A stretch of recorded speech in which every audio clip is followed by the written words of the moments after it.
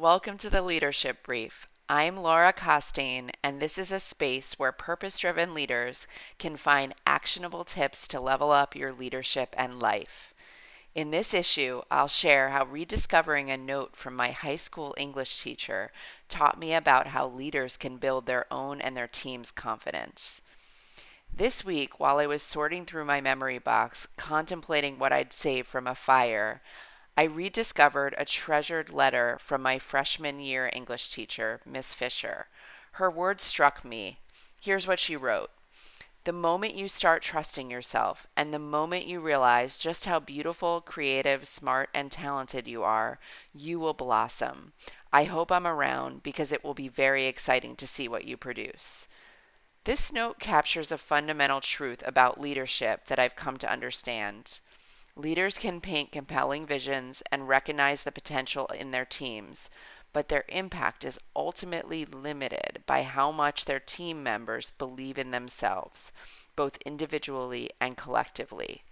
My wise freshman year teacher understood that her excellent teaching could only take me so far. I had to believe I had what it takes to bet on myself. I've lived this lesson again in my own career transition to leadership coaching. For years, I excelled in corporate roles, but felt a deeper calling to help others grow. It wasn't until I trusted my natural ability to create safe spaces for leaders to reflect and develop that I fully stepped into my own power as a coach and an entrepreneur. I needed to recognize and embrace my unique gifts before I could blossom into this next version of myself. Here are 4 ways leaders can unintentionally undermine their team's confidence and growth: rescuing, over editing, giving answers, and fixing mistakes. First, by rescuing them when things get hard, you're sending a message that you don't trust their capability to solve problems.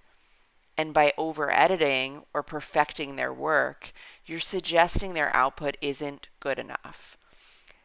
By giving them answers instead of asking questions, you're depriving them of developing critical thinking skills.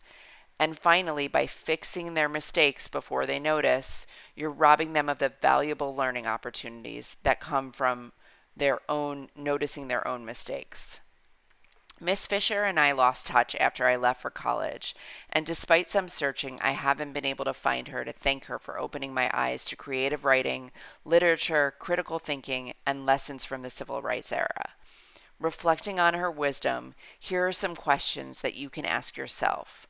Where in your work or life are you holding back, waiting to feel more confident before taking action?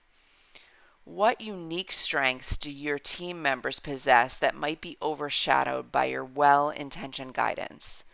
And finally, how might stepping back and creating space for others to struggle and succeed change the dynamic on your team?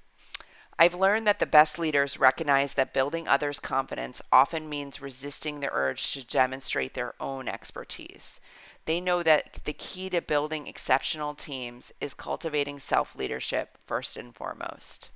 Thanks for listening.